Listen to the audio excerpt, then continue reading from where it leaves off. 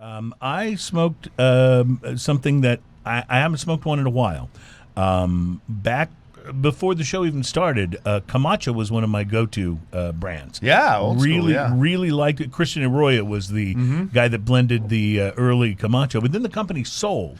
And before that, those triple Maduros were just man, that, fantastic. and the MX2 were my absolute go-tos. So when the company sold, MX2 was not it. Sorry, that's a triple CAO. Maduro, yeah, You're thinking CAO, but it was a similar style to what Christian was blending at the time. Yes. When it sold, they stopped using as good a tobacco, and they ran into some construction problems. And I actually stopped smoking Camachos completely. It just wasn't worth the price. They also went up, I think, a little bit.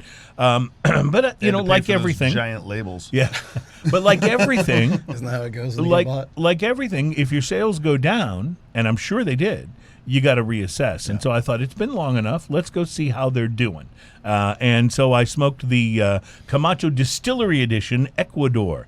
And the Distillery Edition cigars, they take their regular line and they basically age some of the tobacco in bourbon barrels, for charred bourbon barrels, actually. They use an Ecuadorian Habano wrapper, Brazilian Mata Fina binder, along with this barrel-aged Corojo, and a Dominican Pel de Oro filler, and they put it all together in Honduras. So it's, they basically touch almost all of the cigar-producing regions with this. And the Corojo tobacco in these cigars is aged for 6 months in charred bourbon barrels. The pre-light on this was very rich, very earthy, and had a hint of that charring from the barrels. You could tell there was just a little something extra going on. I used a punch, lit it nice and easily. First few puffs, very peppery, kind of like a Nicaraguan cigar will do on the first few puffs, but that settled down pretty quick. And the rich earthiness was there from really the very beginning. A toasty oak flavor that added to the complexity. It actually gave me the feeling that I was smoking a more expensive cigar than what this was. Just the vibe of it as you're smoking, you're like, this really smokes, from a flavor standpoint, like a very expensive cigar. I also picked up a light citrus note. There was some nuttiness, and the cigar left a really pleasing tang kind of on the top of my tongue as I smoked it. I really enjoy cigars that do that, and this one was one of those.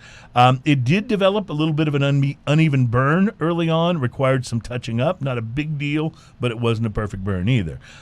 This was a $10 cigar, but smoking it gave me the sense, like I said, that it was much more expensive. And so that's why, despite the burn issues, I'm going to give this thing a 7. Nice. It was, and our price to quality index, a 5 means you get exactly what you paid for. Okay. If you give something less than a 5, it's like, yeah, it wasn't quite worth the money. You give something more than a 5, it means it performed outside its weight class, or what do you call it? Punching above its weight class. Thank you. I like that. That's a Conor McGregor reference. But despite the burn issues, I'm going to give it a 7. That means two things. It felt like I was smoking more like a $14 plus cigar. That's the experience that I had. So premium cigar, smoking like a super premium. Very much. And then, given that Camacho had some real issues a few years back, I will also say that, at least for me, they're definitely back in a big way. This was a good cigar. That makes me want to go back and pick up a couple of the old Camachos and give them a try. Yes, I want to go back now and try their regular line and see how that's holding up. Because I had their American barrel aged, the one with the orange around. That's the Connecticut wrapper. The Connecticut wrapper, yeah. And I think you reviewed that on the show as well. So I was hopeful that this would turn out really well, and it really did.